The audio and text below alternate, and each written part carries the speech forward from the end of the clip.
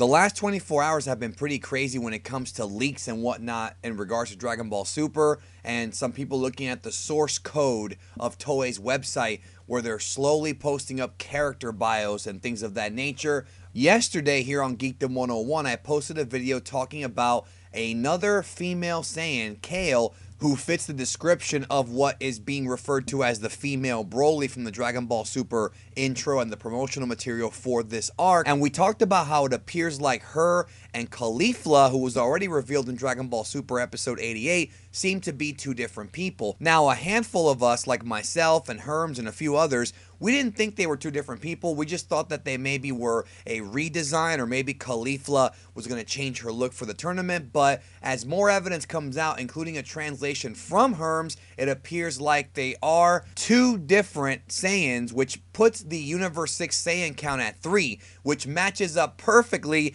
with the Universe 7 Saiyan count, even though one is a half-breed. You've got Goku, Vegeta, Gohan on one side, you've got Kaba, Kale, and of course Caulifla on the other. I really like that, and at this point, really, there's only two options. Either Kale and Caulifla are two different people, which I do think is the case now. I have changed my mind on that. I didn't think so at first, but now after seeing more evidence, I do think that they are two different people, or they have done some last-minute changes to Kale and Caulifla in which they are the same character, but they drastically change the way that she looks and the way that she acts. I don't think so. I think it's just more obvious. I think it's more likely that they are two different people, but still, we don't have 100% confirmation on this, so I would like to ask you guys to just wait until we get more information and the actual bio pop up on the site before we come to any conclusions. Like I said, I do think it's two now, but I don't want to 100% confirm that there is two until we actually see, that there is two different female Saiyans, in which, honestly, I'm all for it. Somebody made the joke in the comment section, 2 girls, 1 Kaba, which really put a smile on my face. And if you don't get that joke, well, you don't want to. Let's talk about another reveal that came out shortly afterward. I was in the movie theater watching Guardians of the Galaxy when this came out, and that is, of course, about the Universe 4 fighter known as Damon, or Damon. I believe it's pronounced Damon because Japanese don't really have long A's. Now, much like with the previous female Broly reveal, this was taken from the source code of Toei's pages. For those wondering what we're talking about, Toei has pages on their website basically explaining the different fighters from the different universes with little mini biographies and things like that.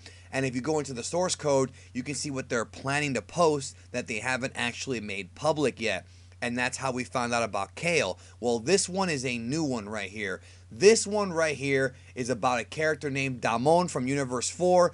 Herms translates, utilizes dodging techniques, will vanish and then appear in the sky or from the ground, uses a self-destruct technique, waits for his opponents to attack, then tries to counter with that technique. Dodges by shedding his skin and leaving his empty husk behind. A cicada insect warrior. First of all, this is awesome. We've never seen anything quite like this in Dragon Ball. I mean, we've seen similar things, similar characters. You could even say that Cell in his larva form had some similarities to this. But basically, guys, it's a giant bug, okay? And there are clues that we may have already seen this character before. For example, YouTuber slash Twitter personality Tragic sent along this picture here of the intro to Super, and there we see a creature that resembles a cicada. Could this be the mysterious Damon? This is very interesting to me because we know literally nothing about Universe 4 or what they're bringing to the table during this tournament, because Toei and Toriyama and the whole staff behind Super have really been hammering home the importance of Universe 7, Universe 6, and Universe 11. Those appear to be the top players that we're supposed to care about going into this Tournament of Power. But now we have Universe 4 revealing one of their big secrets, which is this bug creature that literally has a self-destruct technique. So he might not last very long. We may see that, but remember, you're not allowed to kill in this tournament. Just eliminate your opponent. So is that self-destruct a permanent, suicidal move, or is it one of those things where he can just regenerate his body? Well, him being a bug makes me think that he might be. Now, Herms goes on to translate that The kanji there for cicada could mean a cicada's empty husk or a person living in this world. The last meaning there is metaphorical description of us humans as being transient as cicadas, so them using this term for an actual insect warrior might be a joke, like calling Vegeta a monkey's uncle. You always got to remember that Toei likes to screw around with us and make little jokes here and there. I mean, hell, we still don't know 100% if there's 2 female Saiyans or just 1. I think there's 2. There might actually be just 1. It might just be a design change, or it might be 2. I don't know, but it's very interesting now. You can expect a lot of reveals in the coming weeks about this tournament. I'm going to be extremely busy, as will a lot of my contemporaries, my friends here on YouTube who also produce Dragon Ball Super content.